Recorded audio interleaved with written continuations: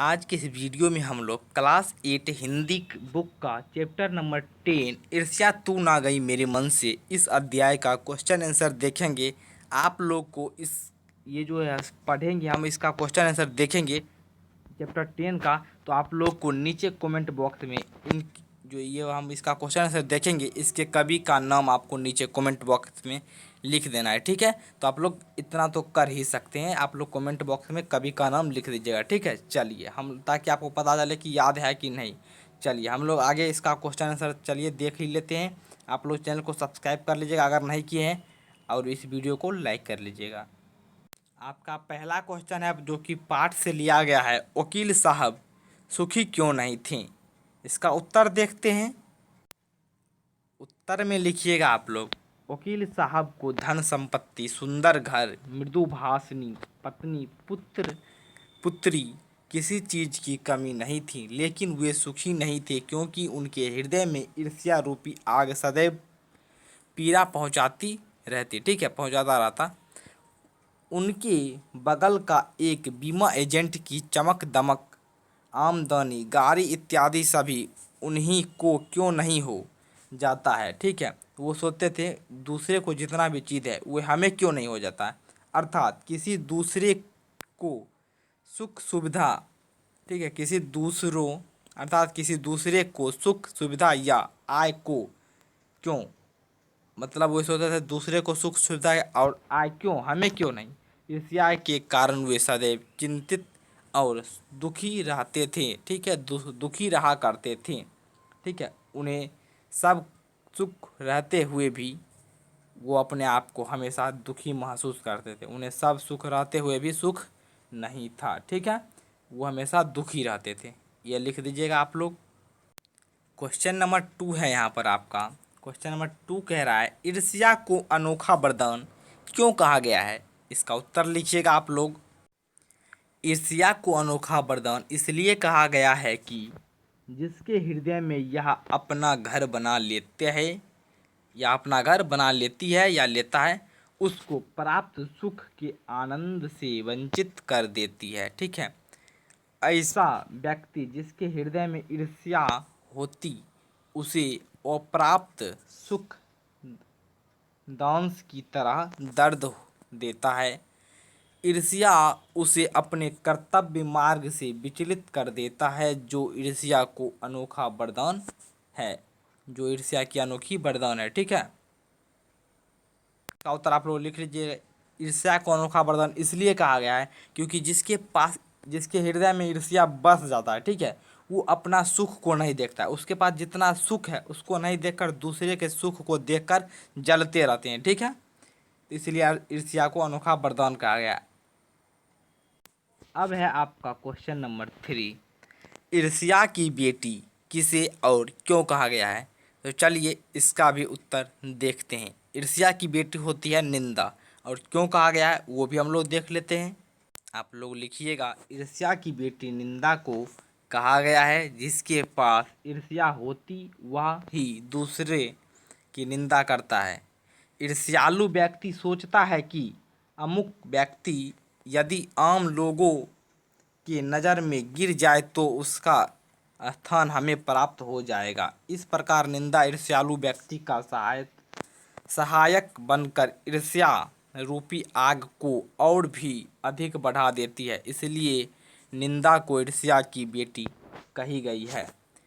देखिए, ईर्ष्या की बेटी निंदा को इसलिए कहा गया है क्योंकि जिसके पास ईर्ष्या होता है, अगर उसमें निंदा आ जाए, ठीक है, जिसके पास ईर्ष्या होता है वह दूसरे को निंदा करता है, ठीक है।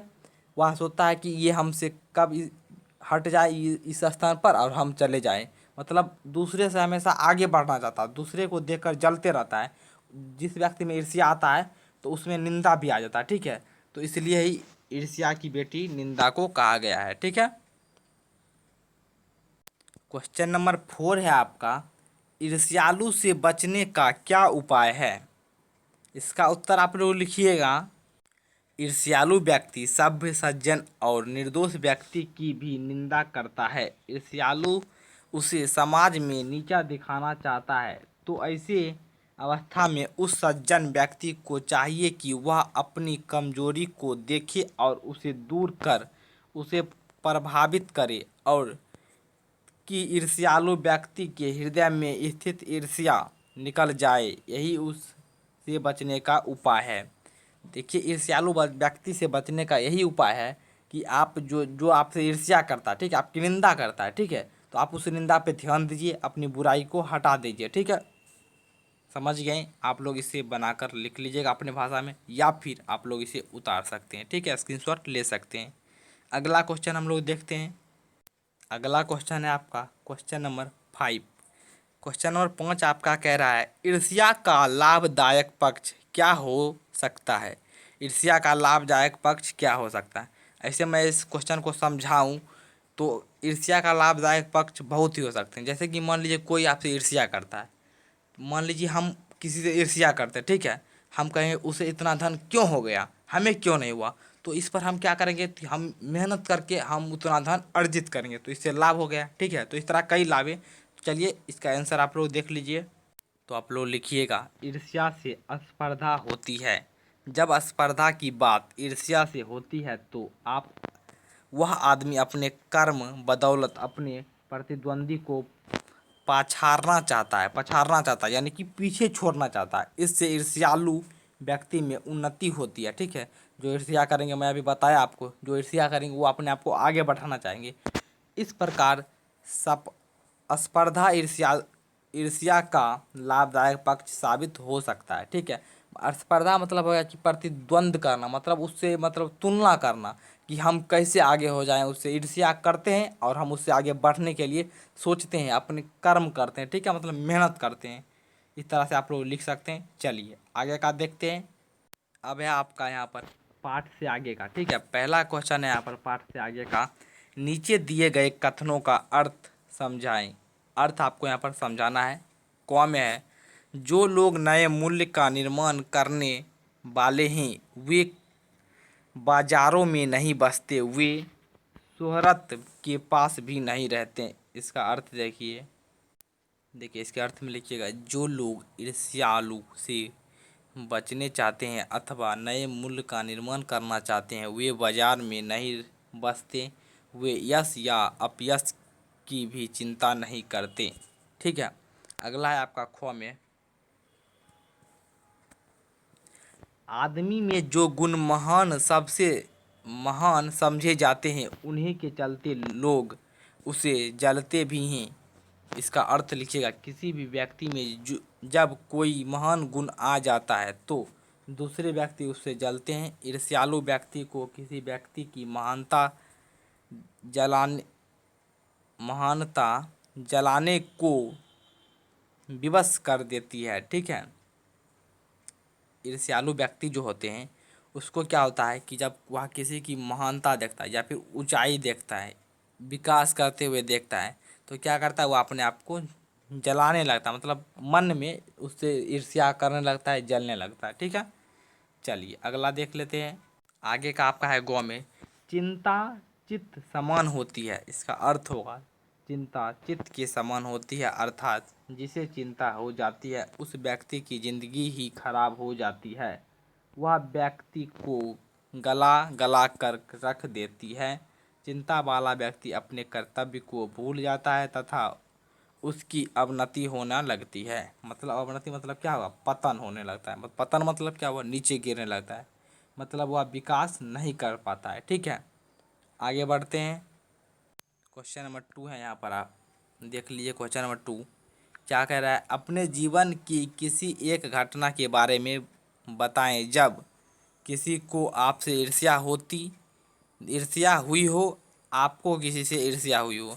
एक ऐसे घटना के बारे में बताना जब आपको किसी से ईर्ष्या हुआ या फिर किसी को आपसे ईर्ष्या हुआ हो। तो देखिए इसमें आप लिख सकते हैं, आप दूसरा भी दे सकते हैं, ठीक है। एक सहपाठी को हमसे ईर्ष्या हो गई, कारण कि मैं अपने वर्ग में प्रथम आया करता था। हमारा गुण शिक्षकों का भी ध्यान हमारी ओर आकर्षित कर लिया था। शिक्षक हमें बराबर प्रोत्साहित करते रहते थे। वे ईर्ष्यालु सहपाठी हमारे बारे में शिक्षकों को झूठी शिकायत करते रहता था। ये मैं यहाँ पर दे दिया हूँ, आप लोग लिख लीजिएगा या फिर आप अपने मन से लिख सकते हैं। थोड़ी देर के लिए हमारे शिक्षक भी उसे प्रभावित हुए तथा शिकायत हमारे अभिभावक को भी शिक्षक के माध्यम से मिल गया। मैंने सोच लिया यह शिकायत कैसे दूर होगी। मैं अगले दिन से शिक्षकों के साथ विद्यालय से निकलने लगे। कुछ ही दिन में शिकायत झूठ है, जबकि शिक्षक और अभिभावक के समझ में आ गया। ठीक है, शिकायत झूठ था, ये शिक्षक और अभिभावक के समझ में आ गया, तो उन्होंने उस विद्यार्थी को ही डांट कर शिकायत को झूठ साबित कर दिया। ठीक है, एक और है, उसका भी देख लीजिए। इसमें लिखिएगा, हमें भी अपने वर्ग के एक सहपाठी से ईर्ष्या हुई कि वह वर्ग में प्रथम क्यों आता है, मैं भी प्रथम क्यों नहीं आता। वह ईर्ष्या स्पर्धा में बदल कर हमने जाना कि वह कितना मेहनत करता है। मैं उससे अधिक समय पठन पाठन में देकर उसी साल उससे आगे बढ़कर प्रथम आ गया। ये आप लिख सकते हैं अपने मन से बनाकर, मैं यहाँ पर बनाकर दे दिया हूँ कुछ भी, आप दूसरा भी लिख सकते हैं। ठीक है, आगे का देखते हैं। अगला क्वेश्चन देखिए, यहाँ पर थोड़ा कट रहा है, मैं पढ़ दे रहा हूँ। अपने मन से ईर्ष्या का भाव निकालने के लिए क्या करना चाहिए? इसका उत्तर आप लोग देखिए, लिखिएगा आप लोग उत्तर में। अपने मन से ईर्ष्या का भाव निकालने के लिए हमें स्पर्धा का भाव लाना, अपने कर्तव्य में गति लाना चाहिए, मानसिक अनुशासन आपस में लाकर, मतलब मानसिक अनुशासन अपने आप में लाकर फालतू बातों सॉरी यहाँ पर फालतू था, फालतू बातों पर ध्यान नहीं देना चाहिए तथा यह हमें पता लगाना चाहिए कि किस अभाव के कारण हमें ईर्ष्या का उदय हुआ, हमें जो है ईर्ष्या का उदय हुआ किस अभाव के कारण। ठीक है, उसकी पूर्ति इस स्पर्धा से कर ईर्ष्या से दूर हो सकते हैं, ईर्ष्या को दूर कर सकते हैं। आगे का देखिए, व्याकरण। निम्नलिखित शब्दों का वाक्य में प्रयोग कीजिए। मृदुभाषिनी, चिंता, सुकर्म, वजार, जिज्ञासु, जिज्ञासा। मृदुभाषिनी क्या होगा? सीता मृदुभाषिनी है। चिंता, मोहन हमेशा चिंता से घिरा रहता है। सुकर्म, राधा अपने कर्म पे अधिक ध्यान देती है, राधा सुकर्मी है। बाजार, हमें बाजार समय बर्बाद करने के लिए नहीं जाना चाहिए, या फिर हमें बाजार अपने ज़रूरतों को पूरा करने के लिए जाना चाहिए। बाजार से हमें ज़रूरत के सामान मिलते हैं। मैं 3 बता दिया, आप कोई भी लिख सकते हैं। जिज्ञासा, हमें पढ़ने के प्रति जिज्ञासा होनी चाहिए। ठीक है, या फिर राधा के कर्म सुकर्म है, इसमें ये भी लिख सकते हैं। एक यहाँ पर लिख लीजिए, वकील साहब की पत्नी मृदुभाषिनी थी। चिंता चित्त के समान है। सुकर्म से सुयश मिलती है। बाजार रविवार को बंद रहता है। हमें किसी बात की जानकारी करने की जिज्ञासा होनी चाहिए। ठीक है, या फिर जिज्ञासा नहीं होनी चाहिए, अगर आप लिखना चाहते वो भी वाक्य हो गया। ठीक है, तो आप यहाँ से लिख सकते हैं, या फिर मैं जो बताया उसे भी लिख सकते हैं। ठीक है, मैं जो बताया उसे भी लिख सकते हैं। ठीक है, और आप अपने मन से भी लिख सकते हैं। ठीक है, तो ये चैप्टर इस प्रकार से आपका पूरा कंप्लीट होता है। तो यहाँ पर दिया है वाक्य के बारे में। तो वाक्य सीधा जानते हैं, वाक्य 3 प्रकार के होता है। रचना के आधार पर यहाँ पर दिया गया है, वाक्य 3 प्रकार के होते हैं: सरल वाक्य, मिश्र वाक्य, संयुक्त वाक्य। सरल वाक्य के बारे में बात करें तो इसमें एक क्रिया होती है, उसके बाद मिश्र वाक्य, उसके बाद संयुक्त वाक्य। सर आप यहाँ से पढ़ लीजिएगा। ठीक है, मिलते हैं अगले वीडियो के साथ, तब तक के लिए धन्यवाद। ये चैप्टर आपका पूरा कंप्लीट होता है। अगले वीडियो में हम लोग अगला चैप्टर देखेंगे। वीडियो को लाइक, चैनल को सब्सक्राइब कर लीजिएगा अगली वीडियो के लिए।